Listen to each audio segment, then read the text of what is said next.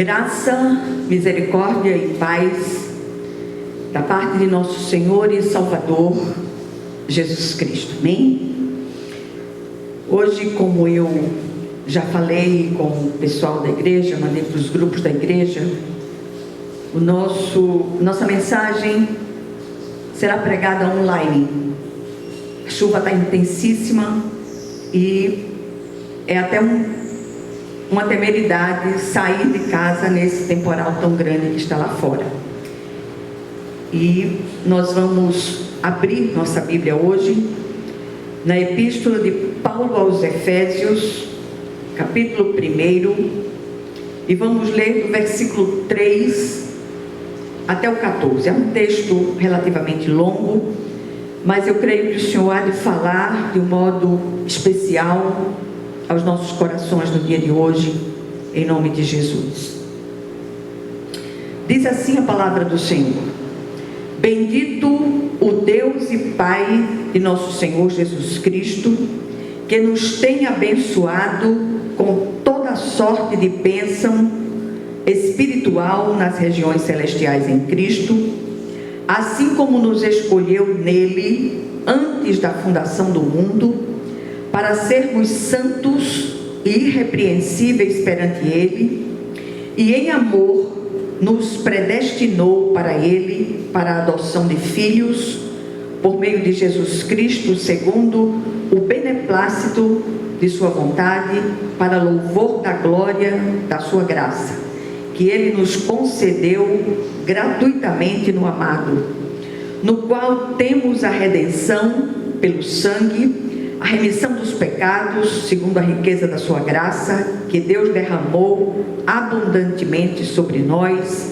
em toda a sabedoria e prudência, desvendando-nos o mistério da sua vontade, segundo o seu beneplácito, que propusera em Cristo, de fazer convergir nele, na dispensação da plenitude dos tempos, todas as coisas, tanto as do céu como as da terra.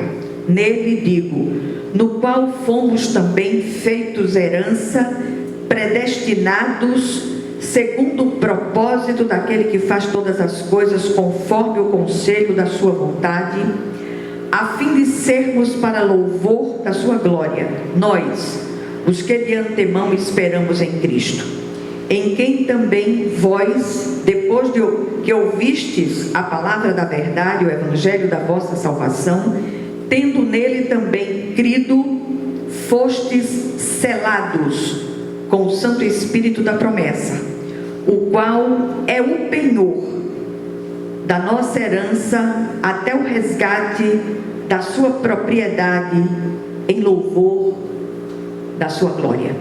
Amém? A palavra de hoje é uma santa convocação para que confiemos na suficiência da obra de Cristo. Vamos orar. Senhor nosso Deus e nosso Pai celestial, o Senhor é aquele que sonda e conhece os nossos corações. Antes mesmo que a palavra saia dos nossos lábios, o Senhor conhece a fonte delas. Que o Senhor possa ministrar aos corações essa palavra de vida, que o seu nome no dia de hoje seja poderosamente glorificado, que o Senhor visite os lares físicos e os lares espirituais, e que nenhum de nós deixe de perceber aquilo que o Senhor deseja ministrar aos corações no dia de hoje, em nome de Jesus. Amém. Meus amados, nós temos recebido muitas queixas, de muitas agonias, de muitas inquietações, sobretudo, especialmente de pais e mães, em relação aos seus filhos, muitos criados no Evangelho da Graça, e que de repente voltaram as costas para o Cristo. Não há nada que possamos dizer a esses filhos que eles já não saibam. E eu repito, a grande convocação do Espírito de Deus no dia de hoje é para que os entreguemos ao Senhor e confiemos na suficiência da obra de Cristo. Que o nome do Senhor seja poderosamente glorificado nos lares, nas vidas dos nossos filhos, dos nossos netos, em nome de Jesus. E hoje eu queria, mais uma vez, instruí-los quanto à obra completa e perfeita de Cristo na cruz do Calvário, bem como os seus resultados práticos e visíveis. O texto lido é considerado pelos estudiosos da palavra como o maior período da Bíblia. E é fácil descobrir por quê. Aqui nós temos a nítida impressão de que o apóstolo Paulo, em virtude da revelação da obra perfeita e completa do Cristo, parece que é tomado por um êxtase e perplexo começa a falar sem parar, nem para tomar fôlego. Ele quer contar logo o que descobrira, ou seja, o sacrifício do Calvário redunda em todas as bênçãos espirituais concedidas por Deus nas regiões celestiais em Cristo. O apóstolo Pedro também ratifica estas palavras, essa palavra de revelação, em 2 de Pedro 1, de 3 a 11, ele fala sobre isso.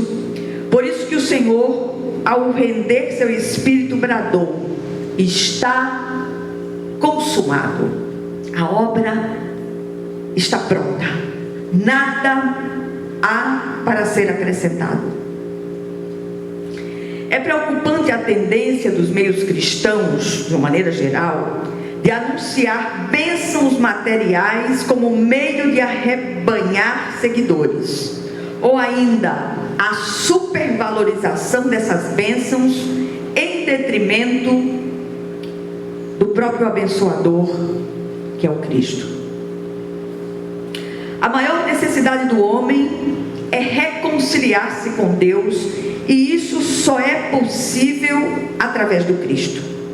Se houvesse outra maneira de fazer essa reconciliação, Jesus não precisaria ter vindo, não precisaria ter ido ao Calvário e sacrificar-se numa morte tão degradante como a morte de cruz. Existe uma máxima teológica que diz o seguinte: o vazio no coração do homem é do tamanho de Deus. Só Jesus é capaz de encher todos os espaços vazios no coração do homem. Em todas as épocas encontramos pessoas vazias, carentes, buscando algo que elas mesmas não sabem o que é. Mas nada pode saciar essa sede, esse vazio, essa tristeza, esse oco no coração do homem, senão Jesus Cristo.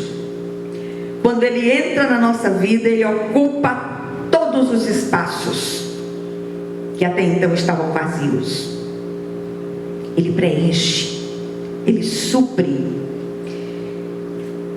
Nos dias de Paulo, bem como nos dias de Cristo na terra, as coisas não eram diferentes. As pessoas precisavam enxergar que a sua maior necessidade não é de bênçãos materiais, mas do próprio abençoador. As multidões do passado já procuravam Jesus pelo pão que perece. Muitos daqueles que foram a Ele naqueles dias foram abençoados com curas, com ressurreição de mortos e tantas outras bênçãos exteriores. Mas poucos foram aqueles que permaneceram fiéis. O texto texto relaciona aqui 6 bênçãos que já recebemos por meio da obra completa de Cristo, bem como seus resultados. Por elas, Paulo bendiz o Deus e Pai de nosso Senhor Jesus Cristo, no versículo 3 desse contexto. A primeira bênção, a eleição. O Senhor nos escolheu em Cristo através dele, de Cristo, antes da fundação do mundo. Em João 15,16, Jesus diz: não fostes vós que me escolhestes a mim, pelo contrário, eu vos escolhi a vós outros e vos designei para que vades e deis fruto e o vosso fruto permaneça, a fim de que tudo quanto pedirdes ao Pai em meu nome, Ele vos conceda. Ouviram? Descobrimos aqui que quando tomamos uma decisão por Cristo, essa decisão só foi possível porque Ele já havia nos escolhido antes mesmo da fundação do mundo. Eu acho isso tremendo demais e difícil para seres humanos limitados alcançarem a dimensão dessa bênção, a não ser que o Espírito de Deus ministre essa bênção no nosso coração. Essa escolha é baseada tão somente numa determinação soberana de Deus, na qual Ele nos concedeu sua graça salvadora. Isso aconteceu independentemente de obras meritórias de nossa parte, até porque não havia nenhuma. O grande propósito dessa eleição é para que nos tornemos santos, ou seja, separados e irrepreensíveis perante Ele, santos como Ele é santo. A segunda bênção do texto, a predestinação para Ele como filhos. Versículos 5 e 6 falam sobre isso. Fomos além de eleitos antes da fundação do mundo, para ser santos e irrepreensíveis perante Ele, e em amor fomos predestinados para a adoção de filhos de Deus. Você pode perguntar: como assim adoção de filhos? Afinal, quem são os filhos de Deus? Em João 1, 12 e 13 encontramos essa resposta dos lábios do próprio Jesus. Ele diz: mas a todos quantos o receberam, deu-lhes o poder de serem feitos filhos de Deus, a saber, aos que creem em seu nome, os quais não nasceram da vontade do homem, nem da vontade da carne, mas de Deus. Palavras do Senhor. O Senhor nos revela aqui que até mesmo se você foi rejeitado desde o ventre, mas ainda assim nasceu, foi por vontade, escolha e predestinação de Deus. Ele planejou você antes da fundação do mundo, não importa as circunstâncias do seu nascimento. Mesmo que você não tenha sido planejado por seus pais biológicos, como foi o meu caso, e eles tenham tentado de todas as maneiras abortá-lo, você foi planejado por Deus. Você é plano de Deus e ninguém impede os planos perfeitos de Deus. Terceira bênção, a redenção pelo sangue de Jesus. A parte A do versículo 7 fala sobre isso. Antes de se entregar a Cristo, a condição espiritual do homem é morto em seus delitos e pecados. E por mais duro que nos possa parecer essa afirmação, esse homem morto em delitos e pecados faz parte do reino das trevas e está sob o domínio de Satanás. E quanto a isto, não há território neutro. Ou alguém pertence a Deus, ou ao diabo. Ao recebermos Jesus Cristo como Senhor e Salvador, somos libertados do reino das trevas por Deus e transportados para o reino do Filho do seu amor, Jesus Cristo. Essa libertação foi conquistada conquistada para nós na cruz do Calvário. Foi ali que Jesus pagou o preço do resgate por nós com a sua própria vida e nos livrou do cativeiro daquele reino de trevas. Estamos livres, libertos do poder da penalidade do pecado, embora não ainda da sua presença, porque ainda estamos habitando nesse mundo caído. Precisamos nos apropriar dessa libertação e deixar de acreditar nas mentiras do adversário. Quarta bênção: a remissão dos pecados pela riqueza da sua graça. Além de libertos, redimidos, somos remidos. Temos os nossos pecados perdoados e apagados. A nossa história é zerada. As coisas velhas já passaram e tudo se fez novo para a glória do Eterno. O Senhor perdoa nossos pecados, apaga as nossas transgressões e nos purifica de toda injustiça. Se confessarmos os nossos pecados, Ele é fiel e justo para perdoar os nossos pecados e nos purificar de toda injustiça. Diz o apóstolo João em sua primeira epístola, capítulo 1, versículo 9. Assim, pecado confessado é pecado perdoado é pecado apagado, e pecado apagado gera libertação e vida em plenitude, vida abundante.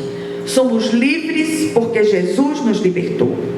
O Senhor diz assim através do profeta Miqueias, em Miqueias 7,19, ele diz: pisará aos pés as nossas iniquidades e lançará todos os nossos pecados nas profundezas do mar. E ainda em Isaías 43:25 diz: eu mesmo sou o que apago as tuas transgressões, por amor de mim e dos teus pecados não me lembro. Quinta bênção: somos feitos heranças benditas de Deus. Pertencemos a Deus, somos, repito, suas heranças benditas. Apesar de todos os pesares, mas sobretudo apesar de nós mesmos, somos feitura dele, criados para louvor de sua glória. Ao mesmo tempo em que é uma grande bênção, também é para nós grande responsabilidade ser criados para louvor da glória de Deus. Aí vem a sexta e última bênção: fomos selados com o Espírito Santo da promessa. O Espírito Santo em nós é o penhor, a garantia da nossa filiação em Cristo. Quando o Senhor vier buscar os seus, levará apenas os selados. O selo do Espírito Santo nos garante isto. Quais os resultados dessa filiação? Do versículo 8 do texto lido inicialmente até o final, nós encontramos que, como filhos redimidos e perdoados, temos os olhos desvendados para compreender o mistério da vontade de Deus, que faz todas as coisas convergirem em Cristo. Entendemos que tudo vem dele, é feito por meio dele e é para louvor de sua excelsa glória. Segundo lugar, passamos a nos tornar um louvor vivo para a glória de Deus. Aqueles que foram alcançados, vivificados, selados com o Espírito Santo da promessa, podem até de certa forma, por algum tempo, se afastar um pouco da comunhão, mas voltam, porque o Senhor não faz obra incompleta. Que revelações nós encontramos aqui para fechar essa mensagem? Primeira, quando quando discernimos cada uma dessas bênçãos espirituais, podemos compreender e partilhar o entusiasmo do apóstolo Paulo ao escrever essas palavras.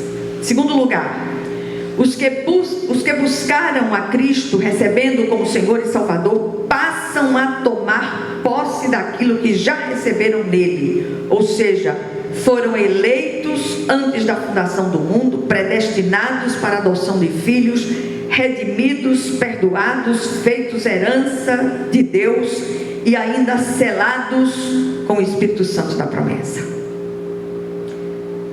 Terceiro lugar, experimentamos os resultados dessas bênçãos. Podemos discernir pelo Espírito Santo a vontade revelada de Deus de fazer todas as coisas convergirem em Cristo, porque dele, por meio dele, para ele são todas as coisas. E finalmente,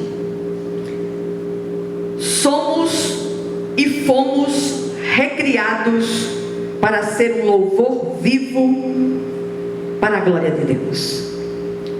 Que sejamos. A nossa oração é para que essa palavra ela desça à profundidade dos corações daqueles que a ouvem, e que sejamos impactados pela ação do Espírito Santo de Deus. Em mim eu não tenho força nenhuma, não tenho poder nenhum, mas a palavra é viva e eficaz, e ela atingirá o propósito para o qual foi designada. Vamos orar. Senhor nosso Deus e nosso Pai Celestial, mais uma vez clamo a Ti, confiada no poder que há no sangue de Jesus, que o Senhor não permita que nenhuma vírgula, nenhum tio dessa palavra se perca, mas que ela vá à profundidade dos corações que a ouvem e traga as transformações necessárias, em nome de Jesus Cristo. Amém. E que a graça de nosso Senhor e Salvador Jesus Cristo, que o amor infinito de Deus, o nosso Pai Celestial, que a comunhão e as consolações do Divino Espírito Santo estejam com todos vocês e com todo o povo de Deus espalhado em toda a face da terra, desde agora e para todo o sempre.